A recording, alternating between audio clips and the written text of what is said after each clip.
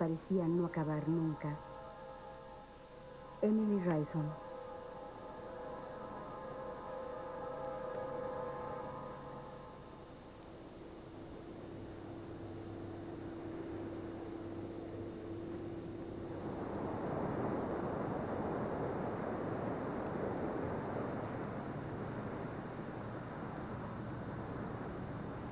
La siguiente pista en la rendición del gran buque es haber sido atraído por el lecho marino.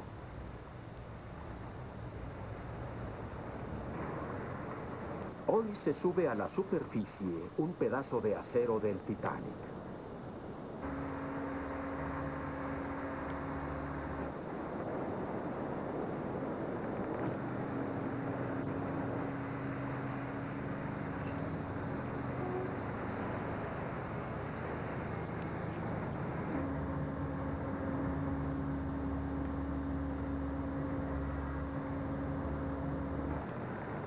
Cuando la histórica reliquia sube al navío, hay una sensación de admiración y reverencia entre la tripulación.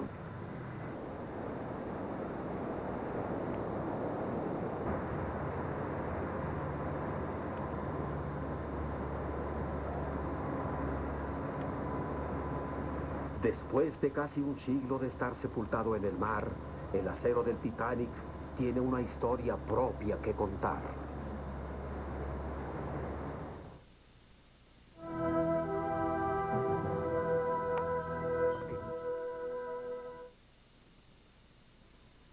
Muchos de los que sobrevivieron aseguran que en la noche del desastre escucharon ruidos increíbles.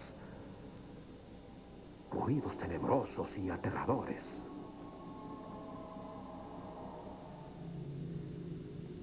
¿Será posible que los ruidos que escucharon esa noche fueran las placas de acero del Titanic estrellándose como el cristal? Para contestar esa pregunta, una pieza clave de evidencia parte rumbo a los Estados Unidos de Norteamérica. Universidad de Missouri, Rolla, Missouri.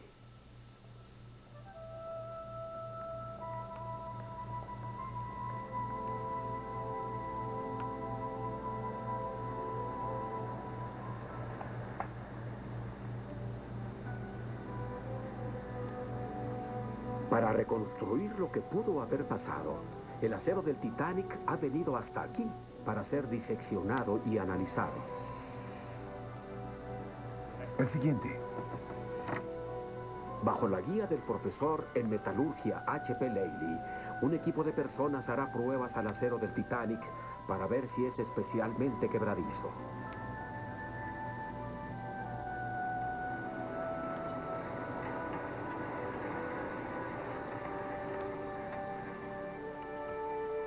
Se corta una pequeña muestra y se carga en el microscopio de electrones.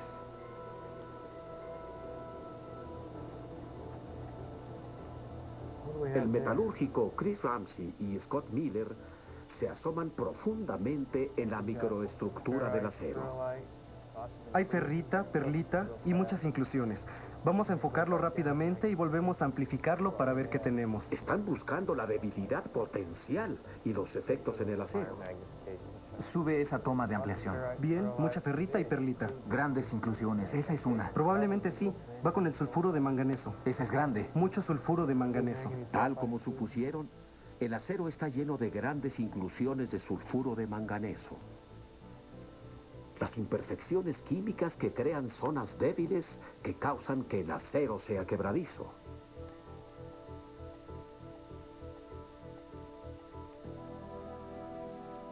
Ese fue generalmente el caso del acero producido a principios del siglo XX.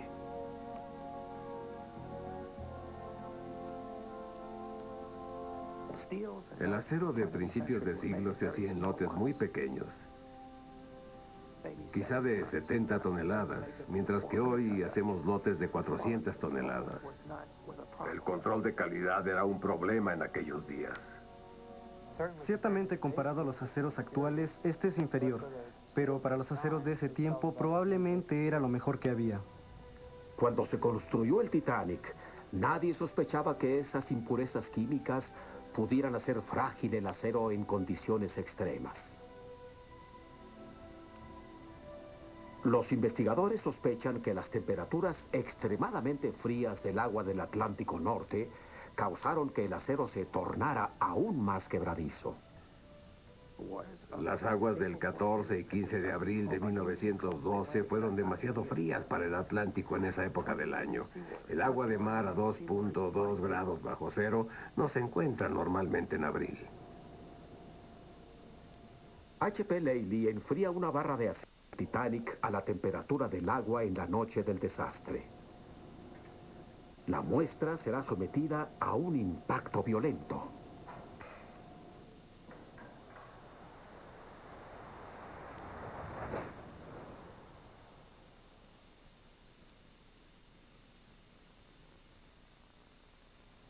Instituto Nacional de Normas y Tecnología, Gaithersburg, Maryland.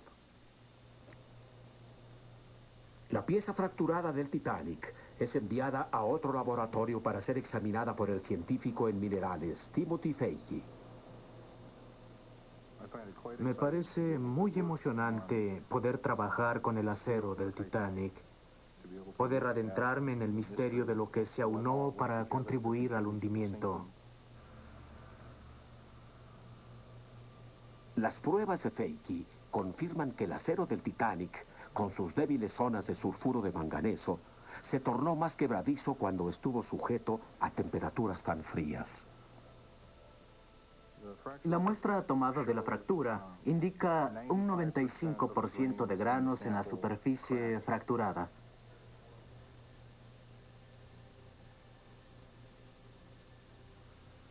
Las líneas de la fractura se revierten a los puntos débiles en casi todos los casos.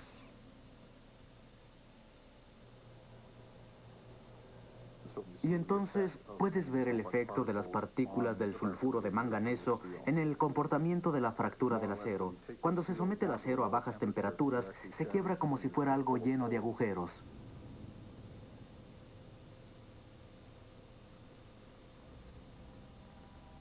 La noche del desastre, a medida que el Titanic empieza a partirse, es probable que la mayor parte del acero del barco haya sufrido fracturas quebradizas. Esta nueva evidencia refuerza lo que varios sobrevivientes escucharon.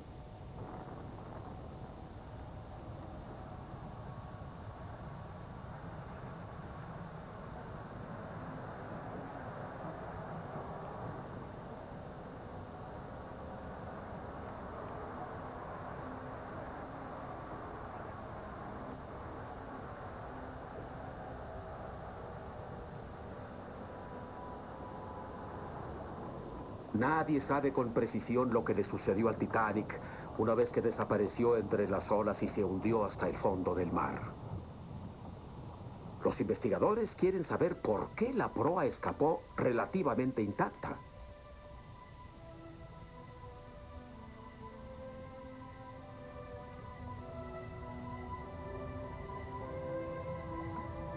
Por otro lado, la popa está completamente destruida. Las cubiertas están enroscadas, el casco está hecho trizas. ¿Qué pasó con la popa en su viaje al fondo del mar? Dada la miriada de fuerzas actuantes, realmente no tenemos noción exacta de lo que ocurrió mientras el barco se hundía, desde la superficie del agua hasta el lecho marino. Es un fantástico contraste porque la parte delantera parece un David barco. Livingston y Bill Garsky están tratando de reconstruir lo que pasó con la proa y la popa una vez que desaparecieron de la superficie. Todavía sigue pareciendo un barco. Los barandales están ahí, sombras fantásticas. Ellos creen que cuando bajó la proa ya estaba llena de agua. Por tanto, no se aplastó con la creciente presión del agua. La proa está en buen estado comparada con la popa, dada la ecualización de la presión durante el proceso de hundimiento en la superficie. El modelo no es estrictamente Livingston correcto. considera que el lugar del naufragio contiene pistas de cómo la proa llegó a su posición final. A estribor hay una gran ondulación de cieno casi como la proa, como si el barco hubiera empujado al enterrarse. Y ahí está el ancla, y la base del ancla está justo por ahí. Ya veo. Otra de las pistas del impacto de la proa se puede ver a babor. Sobre la punta del puente y Para sorpresa de Livingston, hay una gigantesca combadura en el casco. el aparejo está realmente torcido. La combadura a babor del casco ciertamente me tomó por sorpresa. El estado del casco en esa zona donde se dobló justo unos 180 grados en un radio de quizá unos 3 metros y el casco no se fracturó. Las placas estaban intactas. Así que pudo haber pasado. Bill, sería que el barco se hundía de nariz, ¿De nariz? pero iba ¿De lado? de lado al mismo tiempo.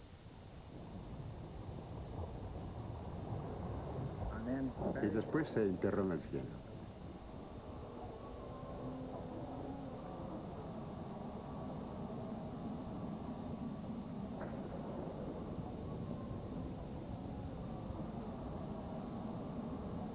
La parte posterior, solo con el impulso del acero y toda el agua dentro de ella, solo quería avanzar. Sí. Y se estrelló. Así es, eso parece plausible. Simplemente se plegó y provocó un gran Sí. derrumbe. Así es. Creo que es por aquí. Comprender cómo llegó la popa hasta el fondo es un poco más desconcertante. Fue la número 4, la que colocamos 2 días antes. Los restos de la popa son caóticos. Esto también es una pista importante. Veamos. Livingston y Garsky piensan que después de que la proa arrastra a la popa bajo el agua, la proa y la popa se separan. La increíble presión del aire atrapado dentro de la popa causa las implosiones internas.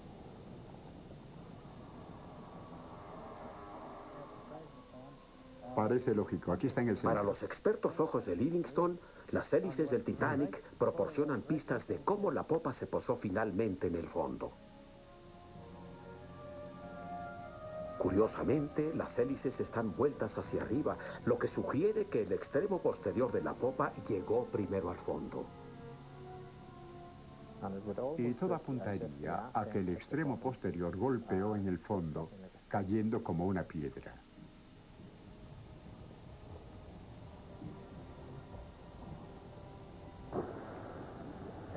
Golpeó en el fondo, que es de lodo muy duro, y después se detuvo en un tiempo relativamente corto. Esto causaría un clásico daño por el golpe. Cualquier cosa no fija se desprendería.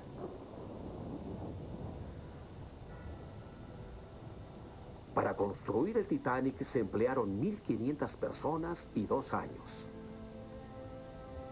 Se utilizaron más de 25.000 toneladas de acero y sus máquinas producían casi 50.000 caballos de fuerza. Pero las fuerzas de la naturaleza simplemente despedazaron en minutos al más grandioso buque de su época, dispersándolo por todo el fondo del mar.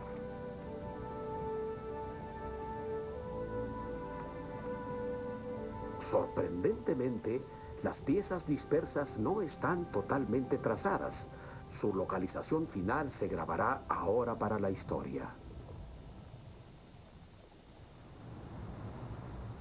En los últimos días, la tripulación del Nadir ha estado ocupada modificando el Nautil.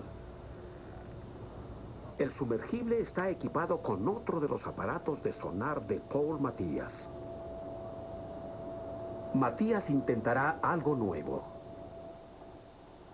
Utilizando nueva tecnología en software, tratará de crear el primer mapa arqueológico de todo el lugar del naufragio, el cual abarca casi 2,5 kilómetros cuadrados. El Titanic es un barco enorme, mayor de lo que pudiéramos haber imaginado. Es un gigante, un mamut sobre el lecho marino.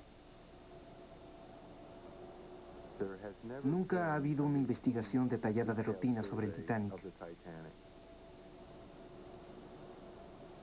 Los preparativos para esta investigación se iniciaron a medio mundo de distancia, en las tibias aguas poco profundas de la costa de Grecia. Matías estaba aquí para afinar su tecnología de imagen en el gemelo idéntico del Titanic, el Britannic, hundido 2 años después del Titanic, durante la Primera Guerra Mundial.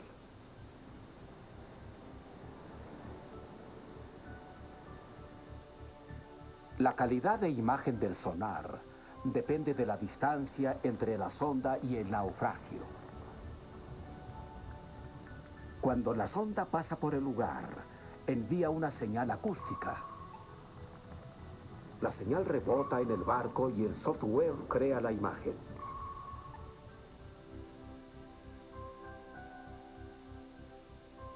En cosa de horas, el Britannic se revela acostado de lado en el lecho oceánico. A continuación, Matías revalida lo que vio en su fantasmal imagen con una inspección ocular del Britannic.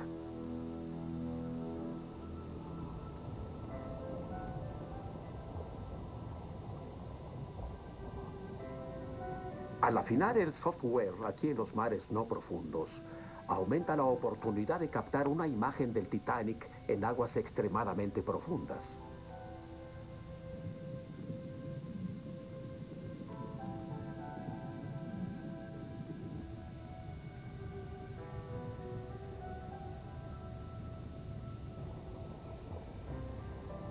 Matías confirma mucho de lo que su sonar ha proyectado.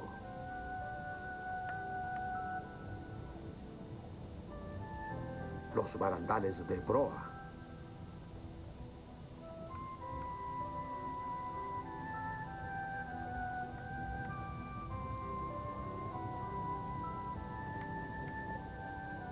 La cubierta principal.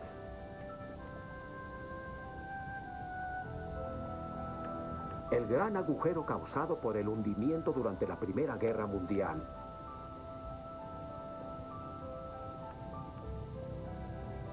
E incluso su enorme hélice.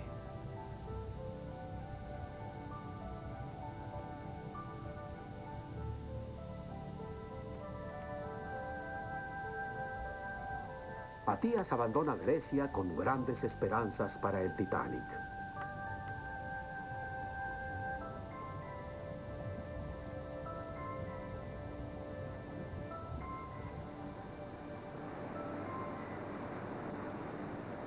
Comparado con las tibias aguas del Mediterráneo, el Atlántico Norte es profundo y peligroso.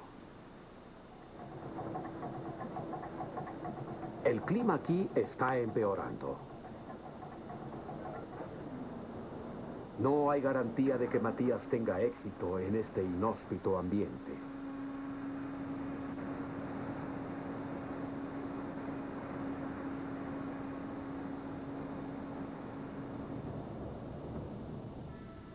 En su ruta al Titanic,